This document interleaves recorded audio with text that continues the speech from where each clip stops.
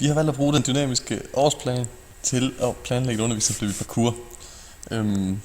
Til det har vi først og fremmest sat nogle mål op, som er taget fra trinmålene efter 7. klasse, og som lyder som det første, at eleverne skal kunne anvende forskellige tekniske færdigheder inden for løb, spring og kast. De skal anvende hensigtsmæssig koordination og kropskontrol ved spring og springsager, og de skal kunne lære at tage medansvar ved modtagning. Uge 1 har vi planlagt, at de skal se en film om parkour, samt at de skal høre et kort oplæg ved os omkring parkours oprindelse, for at få en idé omkring, hvad det er, vi arbejder med og hvorfor. Derefter så skal vi have en grundig basisopvarmning med dem, hvor der især er fokus på opvarmning af led, i og med at de bliver belastet under parkour, håndled, fodled osv. Og til sidst, der skal der arbejdes med nogle basisøvelser, som vil være balance, præcisionshop, landing og rullefald, cat leap, hop på streger, hop på stålplinte og drop 360. Metoden til, hvordan vi vil gøre det, det er først og fremmest samlet introduktion og samlet opvarmning. Derefter så bruger vi vis, forklar, vis ved hver enkelt øvelse. Vi tager simpelthen en øvelse ad gangen. For eksempel så viser vi cat leap, forklarer det, viser det igen, og så får eleverne lov til selv at prøve kræfter med det.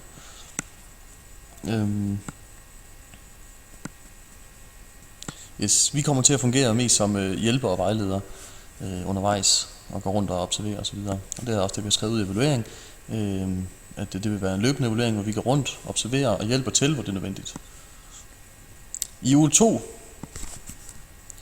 der vil der være noget grundig basisopvarmning, ligesom uge 1, og derefter så vil vi arbejde lidt omkring sikkerhedsforanstaltningerne ved at lave sådan noget springgymnastik, som parkour er, og vi vil arbejde med modtagning. Her begynder vi også på at arbejde med walls. Første del af wallsene, som vi har valgt at sige, det er lazy wall, monkey wall, speed wall, two-hand wall og king kong wall. Og det kommer til at foregå meget på samme måde, at der vil være en samlet opvarmning. Eleverne introduceres for modtagningsteknikker ved de forskellige spring, og vi viser og forklarer hver wall, og de får selv lov til at prøve det. Evalueringen vil være det samme, vi går rundt og observerer og hjælper, hvor det er nødvendigt. Uge 3 kommer vi til igen at have samme basisopvarmning, i hvert fald med fokus på led. Vi arbejder med nogle nye walls, som vil være underbar cheat, underbar 360, tic-tac wall, gate wall, med og uden rotation. Uge 3 påbegynder vi også sammensætningen af de forskellige dele, så det kommer til at være mere flydende. Og igen samme princip, vi viser og forklarer hver wall, og eleverne får lov til selv at prøve det af.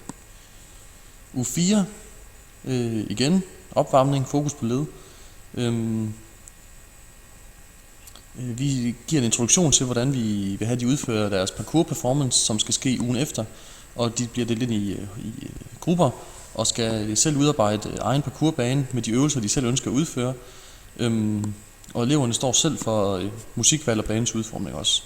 Det skal tage 1-2 minutter. Metoden til det er sådan set bare, at de bliver delt op i grupper, og de påbegynder deres planlægning og øver, når de er færdige med det. I uge 5 starter vi som altid med en basisopvarmning.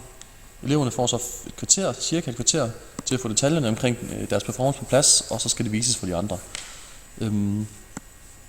Her der vil evalueringen være lidt anderledes i og med, at eleverne giver feedback til hinanden efter hver performance. Når det er sket, så trækker vi gruppen til side, eller læreren trækker gruppen til side, og de får en mundtlig respons ved læreren også, alt imens den næste gruppe gør deres bane klar. Vi har valgt at tage udgangspunkt i parkour, fordi det er et nyt fænomen i Danmark, og det er det, der rammer de unge bedst muligt for tiden. Det er, i bund og grund handler det om, hvordan man kommer hurtigst fra A til B, og generelt for forskellige forhindringer. Hvordan man gør det, det er fuldstændig ligegyldigt. Parkour er i sin oprindelse startet i Frankrig, og har grundelementer fra den franske militærtræning fra 1980'erne. Vi har som mål også valgt, at eleverne de skal have fokus på sikkerhed og hvordan de lærer at modtage i forskellige teknikker. Det er vigtigt, at eleverne ikke får skader i løbet af den her undervisning, og derfor har vi forebygget nogle undervisningssituationer ud fra nogle spring og modtagning.